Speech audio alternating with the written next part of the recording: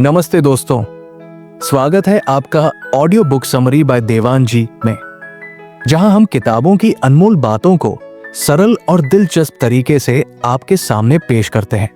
आज हम बात करेंगे एक ऐसी किताब की जो आपकी सोच बदल सकती है और जीवन में आशा की नई रोशनी जगा सकती है। इस किताब का नाम है लॉस्ट कनेक्शंस, जिसे लिखा है प्रसिद्ध लेखक और पत्रकार जोहान हारी ने। तो चलिए सबसे पहले जानते हैं लेखक और उनकी इस गहरी किताब के बारे में।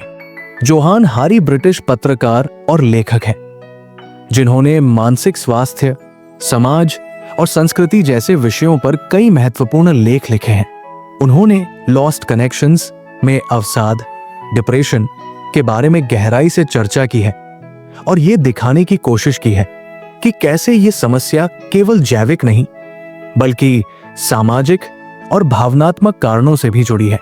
जोहान खुद अवसाद का अनुभव कर चुके हैं और उनकी व्यक्तिगत यात्रा इस किताब की प्रेरणा बनी। उन्होंने इसे लिखते समय दुनिया भर के विशेषज्ञों, डॉक्टरों और रोगियों से बात की, जिससे उन्हें अवसाद के वास्तविक कारणों और समाधान को समझने में मदद मिली। लॉस्ट कनेक्शंस अवसाद के उन कारणों पर रोशनी डालती है जिन्हें अक्सर नजरअंदाज कर दिया जाता है। ये हमें बताती है कि अवसाद केवल मस्तिष्क के रसायनों की असंतुलन का परिणाम नहीं है, बल्कि इसके पीछे हमारी टूटी हुई सामाजिक और भावनात्मक कड़ियां भी जिम्मेदार है। लेखक ने किताब में बताया है कि कैसे आधुनिक जीवन शैली, सामाजिक अलगाव और हमारे अंदर का खालीपन हमारी खुशी और मानसिक स्वास्थ्य को प्रभावित करता है। अवसाद, डिप्रेशन को अक्सर केवल एक मानसिक स्थिति के रूप में देखा जाता है, जिसका संबंध हमारे मस्तिष्क के रसायनों के असंतुलन से होता है। लेकिन जोहान हारी की किताब लॉस्ट कनेक्शंस बताती है कि अवसाद के कारण केवल जैविक नहीं होते, बल्कि इसके पीछे गहरे सामाजिक और भावनात्मक कारण भी होते हैं। लेखक का मानना है कि अवसाद उन टूटी हुई कड़ियों का परिणाम है जो हमें हमारे रिश्तों, समाज और जीवन के अर्थ से जोड़ती है। रिश्तों और मानव संपर्क का अभाव अवसाद का सबसे बड़ा कारण हो सकता है। मनुष्य एक सामाजिक प्राणी है और जब वो अपने प्रियजनों, दोस्तों और समाज से कट जाता है तो ये उसके मानसिक स्वास्थ्य पर गहरा प्रभाव डालता है। रवि, एक आईटी पेशेवर, ने अपने काम के कारण अपने परिवार और दोस्तों से दूरी बना ली थी। उसकी व्यस्त दिनचर्या ने उसे अकेला और असहाय बना दिया। धीरे धीरे वो अवसाद में चला गया। जब उसने अपने दोस्तों और परिवार के साथ समय बिताना शुरू किया और अपने अनुभव साझा किए तो उसकी मानसिक स्थिति में सुधार हुआ। रिश्तों और संवाद की कमी हमें अंदर से खोखला कर देती है। हमें अपने प्रियजनों के साथ जुड़ाव बनाए रखना चाहिए, चाहे वो कितना भी व्यस्त क्यों न हो। अगर हम ऐसा काम कर रहे हैं जिसमें हमें खुशी या संतोष नहीं मिलता, तो ये हमारी मानसिक स्थिति पर नकारात्मक प्रभाव डाल सकता है। काम का अर्थपूर्ण होना जरूरी है ताकि हमें लगे कि हमारे प्रयासों का कोई महत्व है। सीमा, एक बैंक में काम करने वाली महिला, हर दिन उबाऊ और दोहराव वाले काम से परेशान थी। उसे लगता था कि उसका जीवन एक मशीन की तरह हो गया है। उसने अपना करियर बदला और अपने जुनून टीचिंग में कदम रखा। इससे न केवल उसकी खुशी वापस आई, बल्कि वो अवसाद से भी उबर गई। हमारा काम केवल पैसे कमाने का जरिया नहीं होना चाहिए, ये हमारे जीवन को उद्देश्य और दिशा देने वाला होना चाहिए। आज के आधुनिक जीवन में हम अपने चारों तरफ कंक्रीट की दीवारों और स्क्रीन में घिरे रहते हैं। प्रकृति से कटाव हमारी मानसिक स्थिति को बुरी तरह प्रभावित करता है।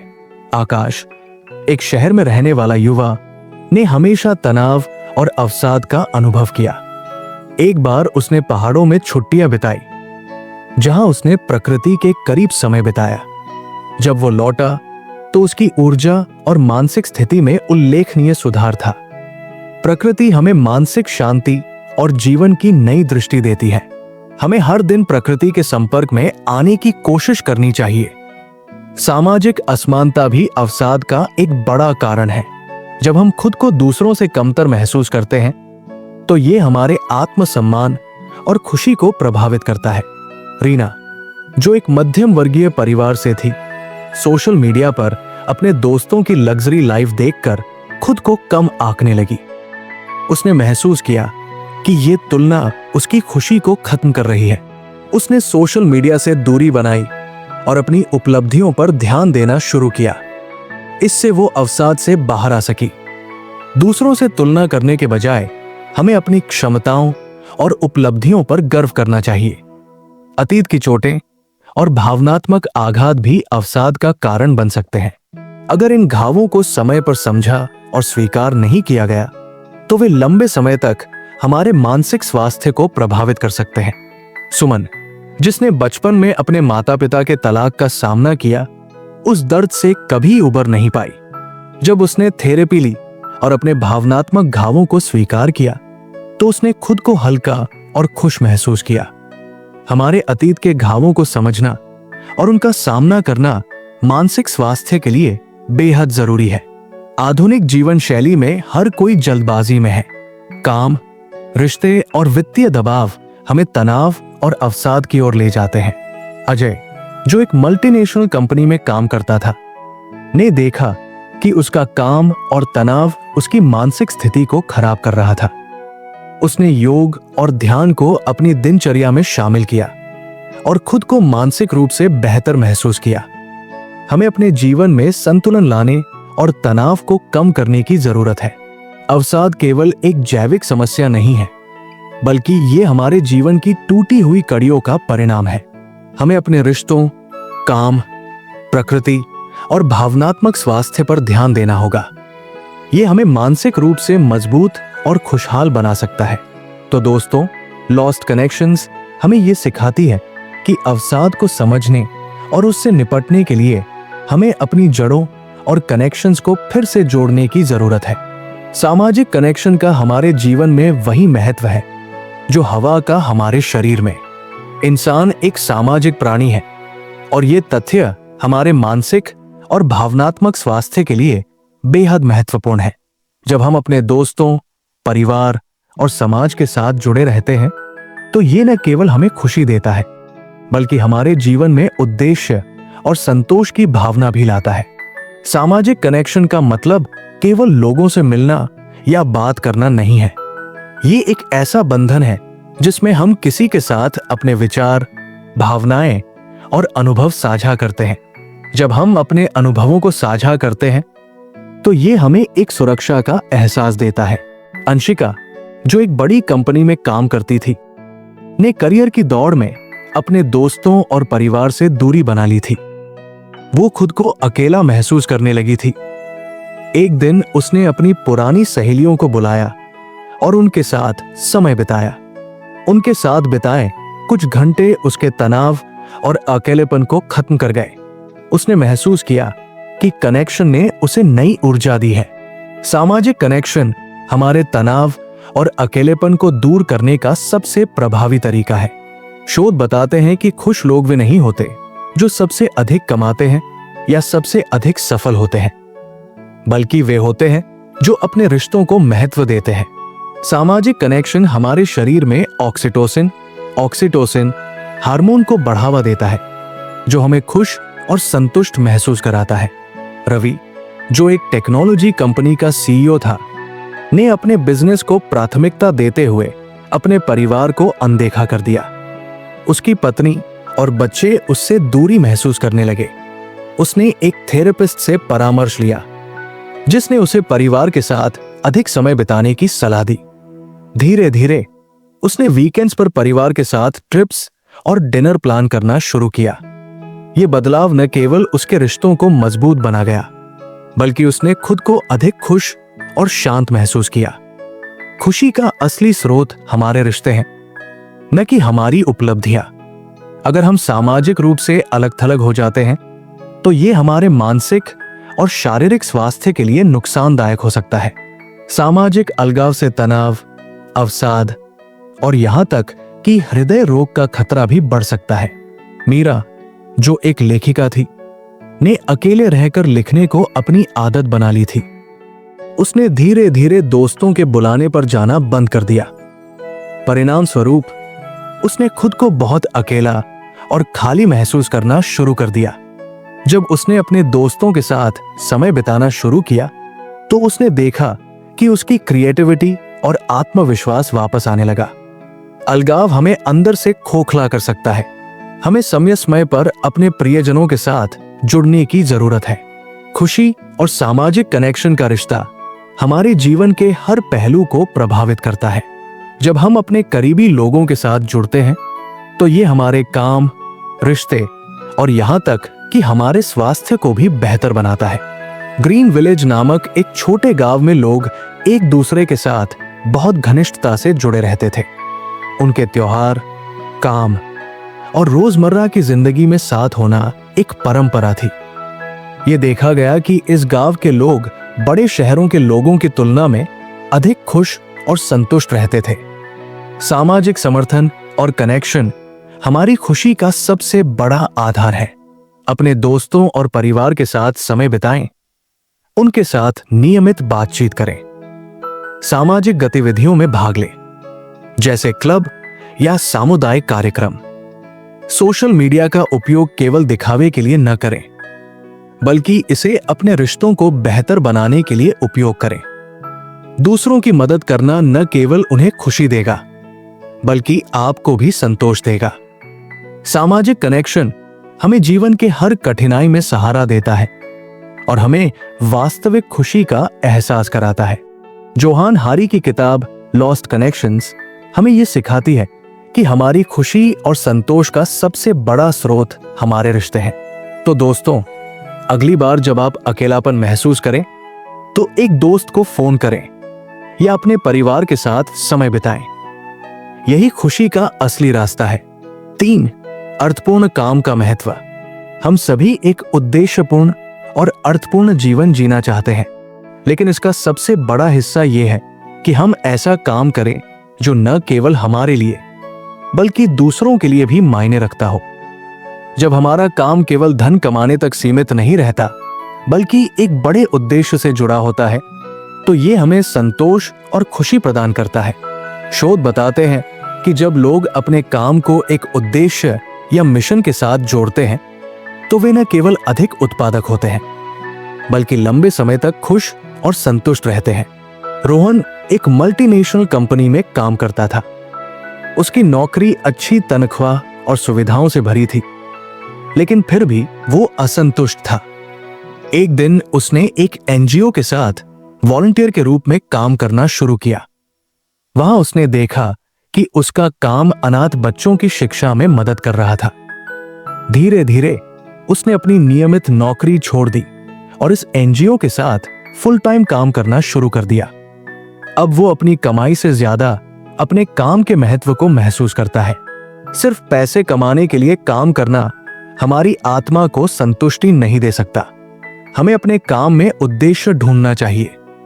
अपने काम में उस चीज को खोजें जो आपके और समाज के लिए महत्वपूर्ण हो।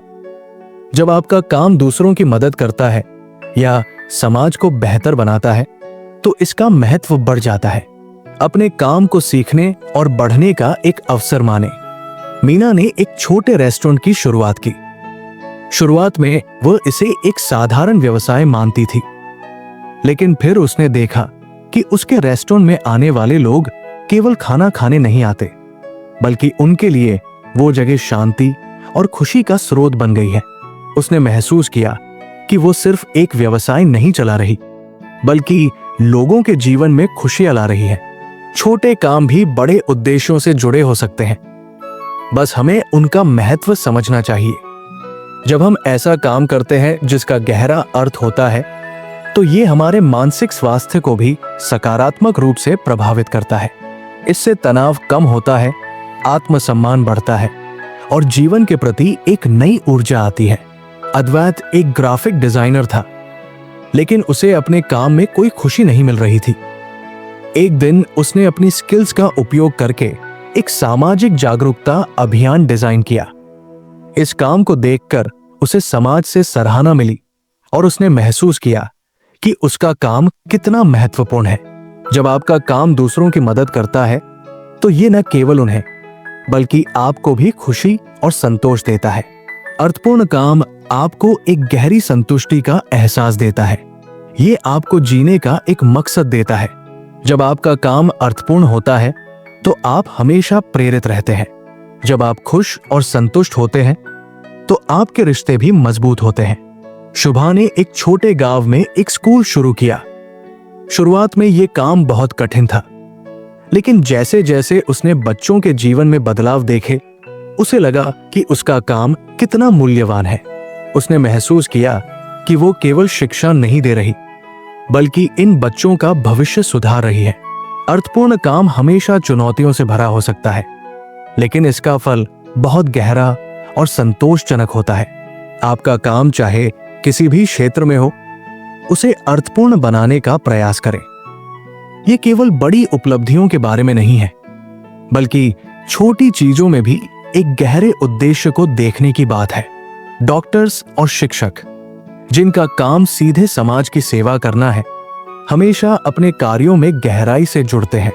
उनकी सेवा न केवल दूसरों की मदद करती है, बल्कि उनके अपने जीवन को भी अर्थपूर्ण बनाती है। जोहान हारी की लॉस्ट कनेक्शंस हमें सिखाती है कि हमारे जीवन में अर्थपूर्ण काम कितना जरूरी है। जब हम अपने काम में गहराई और उद्देश्य ढूंढते हैं, तो ये हमारे मानसिक स्वास्थ्य, रिश्तों और खुशी को सकारात्मक रूप से प्रभावित करता है। तो दोस्तों, अगली बार जब आप अपने काम को साधारण समझें, तो ये सोचें कि ये किसी न किसी के जीवन में बदलाव ला सकता है। यही अर्थपूर्ण जीवन का असली मंत्र है। हमारी तेज रफ्तार जिंदगी में, जहां स्क्रीन, तनाव और भीड़ भाड़ भरी दिनचर्या ने जगह ले ली है, वहां प्रकृति के साथ हमारा संबंध कमजोर होता जा रहा है। लेकिन क्या आप जानते हैं कि प्रकृति केवल हमारी आंखों को सुकून ही नहीं देती, बल्कि हमारे मानसिक स्वास्थ्य पर भी गहरा प्रभाव डालती है। प्रकृति के साथ जुड़ाव हमारी चिंताओं को कम करता है, मूड को बेहतर बनाता है और हमें अधिक शांत और सकारात्मक बनाता है। प्रकृति के साथ समय बिताने से हमारी आत्मा को शांति मिलती है। वैज्ञानिक शोध बताते हैं कि जो लोग नियमित रूप से प्राकृतिक स्थानों पर जाते हैं, वे मानसिक तनाव, डिप्रेशन और एंजाइटी जैसी समस्याओं से दूर रहते हैं। अमन एक बड़े शहर में नौकरी करता था। लंबे समय तक काम करने के कारण वो अक्सर थका हुआ और तनावग्रस्त महसूस करता था। एक दिन उसने एक मित्र की सलाह पर सप्ताहांत में पास के जंगल में कैंपिंग करने का फैसला किया। वहां की ताजी हवा, हरियाली और पक्षियों की चहचहाहट ने उसे एक अलग ऊर्जा दी। जब वो वापस लौटा तो वो तरोताजा और सकारात्मक महसूस कर रहा था। उसने महसूस किया कि प्रकृति में समय बिताना उसकी थकान और तनाव का सबसे अच्छा इलाज है। प्रकृति हमारी मानसिक थकान को कम करने में एक महत्वपूर्ण भूमिका निभाती है। प्रकृति के संपर्क में आने से कोर्टिसोल, तनाव हार्मोन का स्तर घटता है। हरी भरी जगहों पर समय बिताने से मूड बेहतर होता है। खुले प्राकृतिक स्थान रचनात्मक सोच को प्रेरित करते हैं। प्राकृतिक जगहों पर घूमने से ध्यान केंद्रित करने की क्षमता बढ़ती है। सीमा, जो एक लेखिका थी, अक्सर राइटर्स ब्लॉक का सामना करती थी। जब भी वो शब्दों के चयन में फंस जाती, तो अपने पास के बगीचे में समय बिताती। बगीचे की हरियाली और फूलों की खुशबू उसे नई प्रेरणा देती। धीरे धीरे ये उसकी आदत बन गई और उसने पाया कि प्रकृति उसे अपनी रचनात्मकता को वापस पाने में मदद करती है।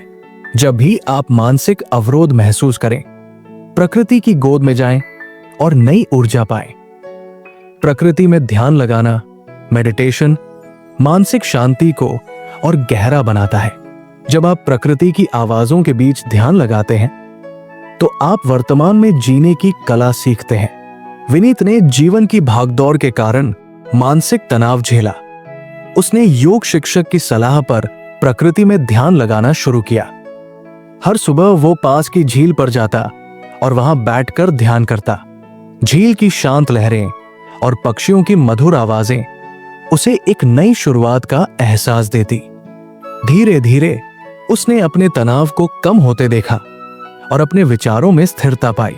प्रकृति के साथ ध्यान हमारे मानसिक स्वास्थ्य को स्थिर और मजबूत बनाता है। बच्चों के मानसिक विकास में भी प्रकृति का बड़ा योगदान होता है। शोध बताते हैं कि जिन बच्चों का बचपन प्राकृतिक वातावरण में बीतता है वे मानसिक रूप से अधिक स्वस्थ और खुशहाल होते हैं। रीना, जो एक शिक्षक हैं, ने अपने छात्रों के लिए एक विशेष प्रोजेक्ट शुरू किया। उन्होंने बच्चों को स्कूल के बगीचे में पौधे लगाने और उनकी देखभाल करने की जिम्मेदारी दी। बच्चों ने इस गतिविधि के दौरान न केवल पौधों को बढ़ते देखा, बल्कि उन्होंने धैर्य और कड़ी मेहनत का महत्व भी सीखा। बच्चे अब अधिक खुश और उत्साही दिखते थे। प्रकृति के साथ जुड़ाव बच्चों को मानसिक रूप से मजबूत बनाता है और उनमें सकारात्मक सोच को बढ़ावा देता है। पास के जंगलों में या पहाड़ों पर जाएं, अपने घर में छोटे पौधे लगाएं और उनकी देखभाल करें। पार्क में जाकर योग या दौड़ का आनंद लें। समय पर प्राकृतिक स्थानों पर छुट्टियां मनाएं। आर्या, जो एक शहर में रहती थी, ने अपने घर की छत पर एक छोटा सा गार्डन बनाया। हर सुबह वो अपने पौधों के बीच समय बिताती और महसूस करती कि ये उसकी आत्मा को शांत करता है। आर्या ने कहा, प्रकृति के साथ ये जुड़ाव मुझे खुद से जोड़ता है। आप कहीं भी रहते हो, प्रकृति के साथ जुड़ने का तरीका खोज सकते हैं। जोहान हारी की लॉस्ट कनेक्शंस हमें सिखाती है कि प्रकृति के साथ हमारा जुड़ाव हमारे मानसिक स्वास्थ्य को मजबूत और खुशहाल बना सकता है। यह हमें तनाव से मुक्ति दिलाता है और जीवन में नई ऊर्जा लाता है। दोस्तों, अगर आप भी अपने जीवन में संतुलन और खुशी लाना चाहते हैं तो प्रकृति से जुड़ने का प्रयास करें।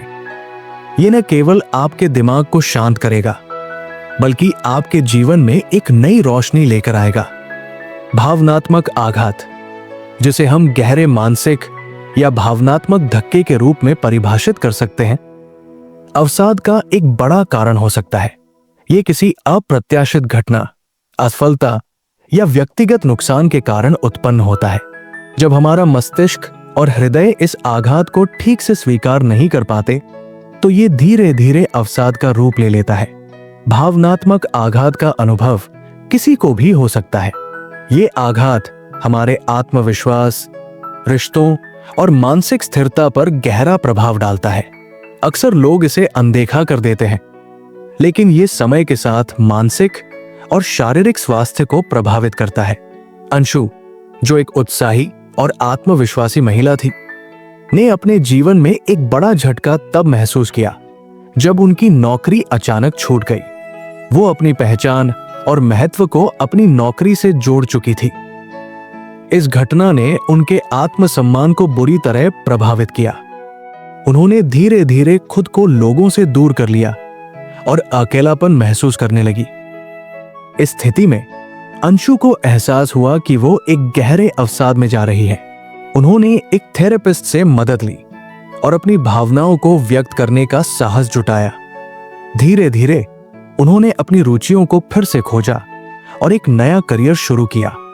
भावनात्मक आघात का सामना करने और इसे स्वीकार करने का साहस हमें अवसाद से उबार सकता है। भावनात्मक आघात केवल व्यक्ति को ही नहीं, बल्कि उसके आसपास के लोगों को भी प्रभावित करता है। यदि किसी व्यक्ति को सहारा न मिले तो वो खुद को अकेला और असहाय महसूस कर सकता है। विवेक के माता पिता का तलाक उनके किशोर अवस्था के दौरान हुआ। यह घटना उनके लिए बेहद दर्दनाक थी। उन्होंने अपने दोस्तों और परिवार के सदस्यों से दूरी बना ली। ये आघात उनके व्यक्तित्व और मानसिक स्वास्थ्य पर बुरा असर डालने लगा। लेकिन जब उनके एक शिक्षक ने उनका मार्गदर्शन किया और उनके साथ समय बिताया, तो विवेक ने महसूस किया कि वह अपने दर्द को साझा कर सकते हैं। धीरे धीरे उन्होंने अपनी भावनाओं को समझा और उन्हें संभालने की कोशिश की। रिश्तों और सहानुभूति का महत्व भावनात्मक आघात को दूर करने में अहम भूमिका निभाता है। भावनात्मक आघात हमारे मस्तिष्क में गहराई से प्रभाव डालता है। ये न केवल हमारे सोचने और निर्णय लेने की क्षमता को प्रभावित करता है, बल्कि हमारी रोजमर्रा की जिंदगी को भी बाधित करता है। नीलम एक दुर्घटना में अपनी सबसे करीबी सहेली को खो बैठीं। ये उनके जीवन का सबसे बड़ा आघात था। नीलम का मन हर समय दुखी और असहाय महसूस करता था।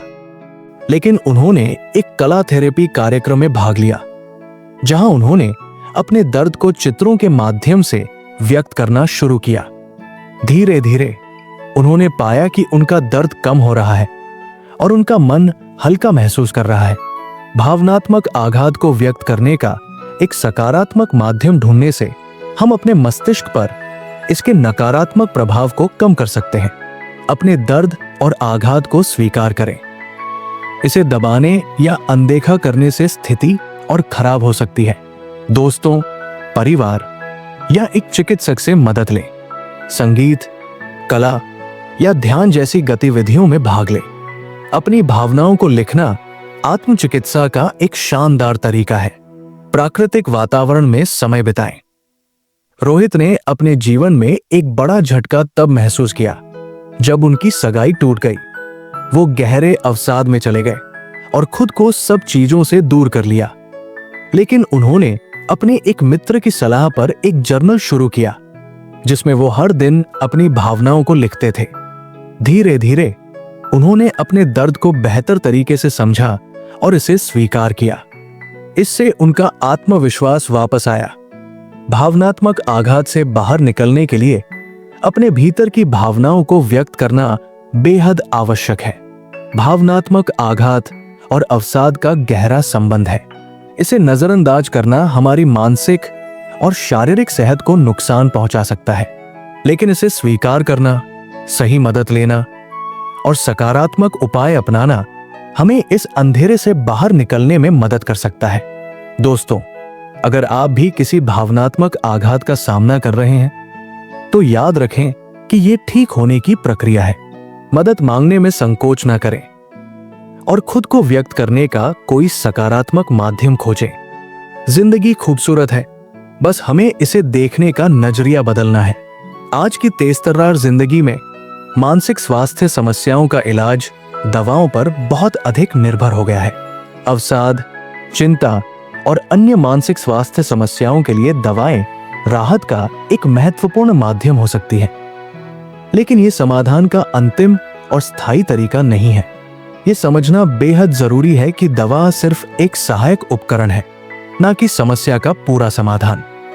दवाएं अवसाद और अन्य मानसिक बीमारियों के लक्षणों को कम करने में मदद करती है। ये हमारे मस्तिष्क में न्यूरोट्रांसमीटर के असंतुलन को संतुलित करने का काम करती है, जिससे हम अस्थायी राहत महसूस करते हैं। हालांकि केवल दवाओं पर निर्भर रहना अक्सर समस्या को गहराई से हल नहीं कर पाता। भावनात्मक और मानसिक घावों को भरने के लिए हमें गहराई से आत्मचिंतन, परामर्श और जीवन शैली में बदलाव की आवश्यकता होती है। संजय एक सफल कॉर्पोरेट कर्मचारी थे, लेकिन लंबे समय तक काम के तनाव और असफलताओं ने उन्हें गहरे अवसाद में धकेल दिया। उन्होंने मनोचिकित्सक की सलाह पर एंटीडिप्रेसेंट्स लेना शुरू किया। शुरुआत में दवाओं ने उन्हें अच्छा महसूस कराया, लेकिन जैसे जैसे समय बीता उन्हें एहसास हुआ कि उनका मूल कारण काम का अत्यधिक दबाव और असफलताओं को व्यक्तिगत रूप से लेना था। उन्होंने थेरेपी और ध्यान का सहारा लिया और धीरे धीरे दवाओं पर उनकी निर्भरता कम हो गई। दवाएं लक्षणों को ठीक कर सकती हैं, लेकिन कारणों को हल करने के लिए हमें अंदरूनी बदलाव की आवश्यकता होती है। एंटीडिप्रेसेंट्स और एंटी एंजाइटी दवाएं साइड इफेक्ट्स के साथ आती हैं। इनमें वजन बढ़ना, थकान, मस्तिष्क का सुन्न होना और यहां तक कि अन्य स्वास्थ्य समस्याएं भी शामिल हो सकती है। लक्षणों से राहत पाने की वजह से लोग दवाओं के आदी हो सकते हैं।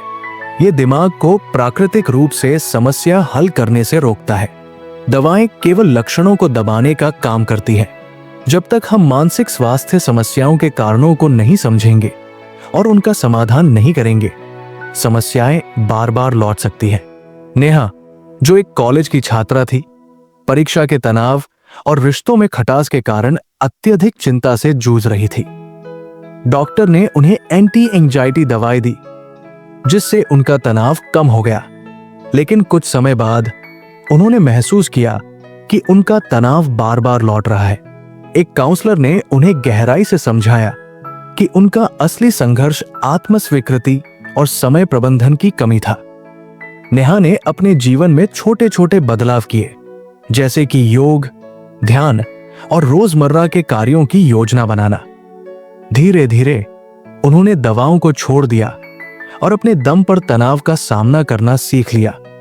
दवाओं के साथ साथ आत्मसमझ और व्यक्तिगत बदलाव भी जरूरी है।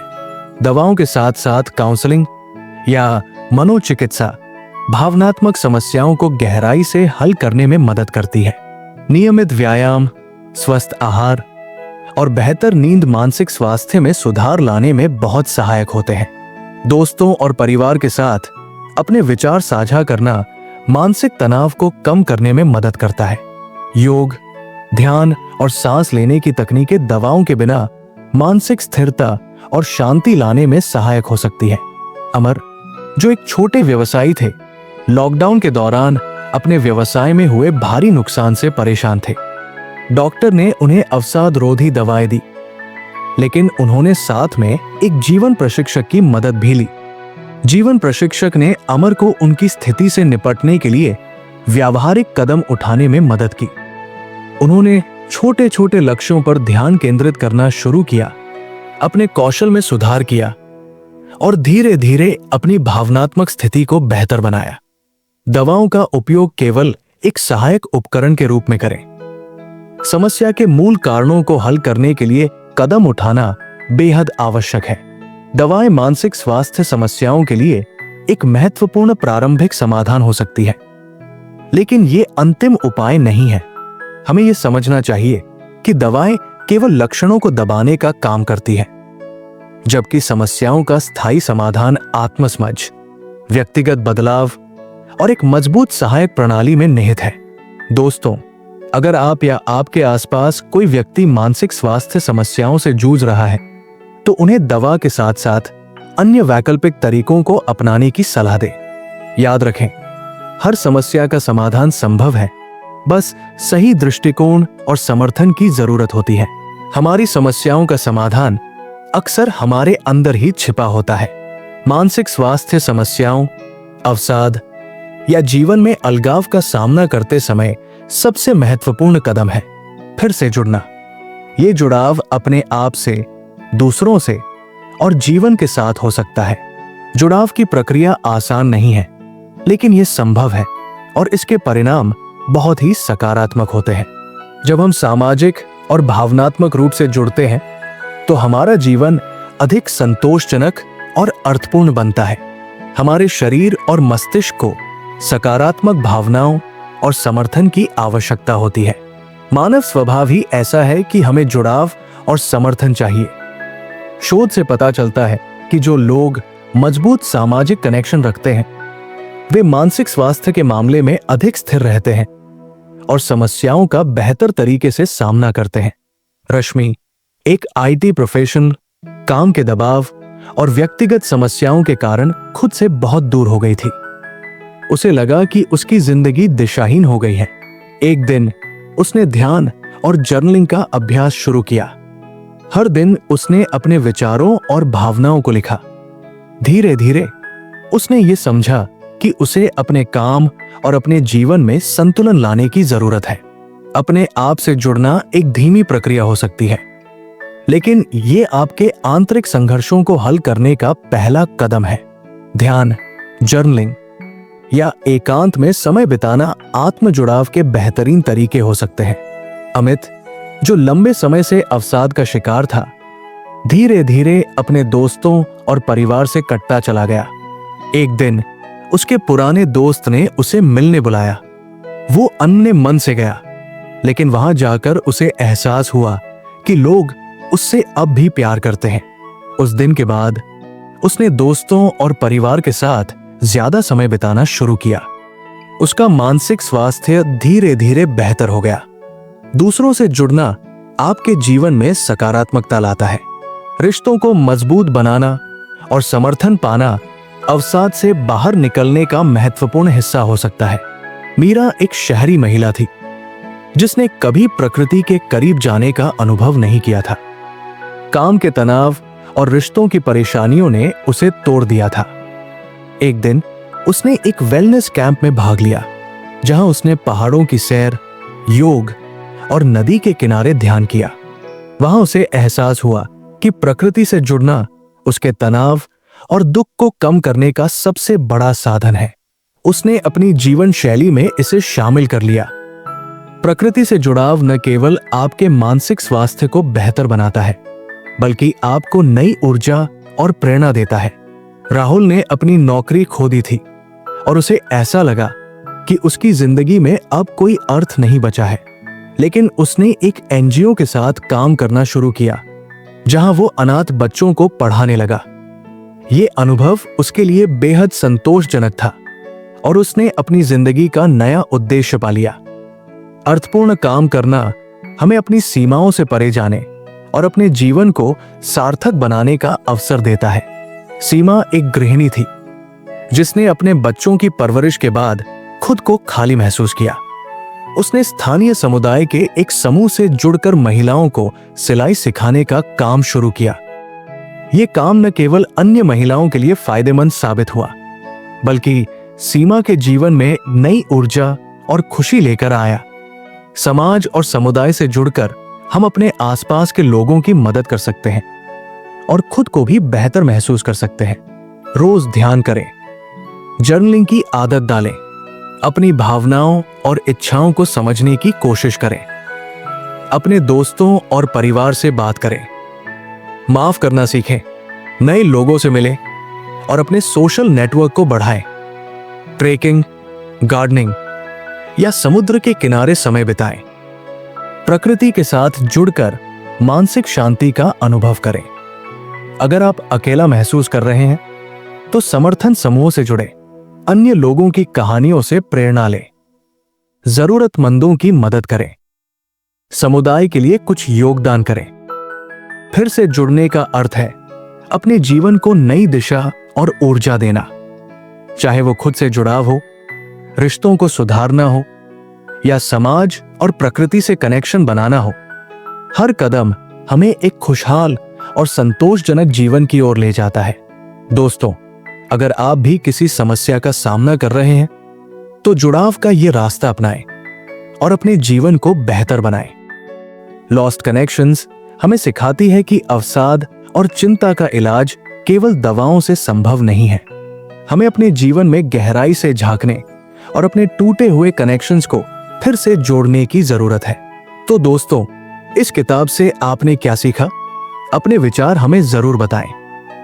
ऑडियो बुक समरी बाय देवान जी में आने के लिए धन्यवाद। और ऐसी ही ज्ञानवर्धक किताबों के लिए हमारे चैनल को सब्सक्राइब करना न भूलें।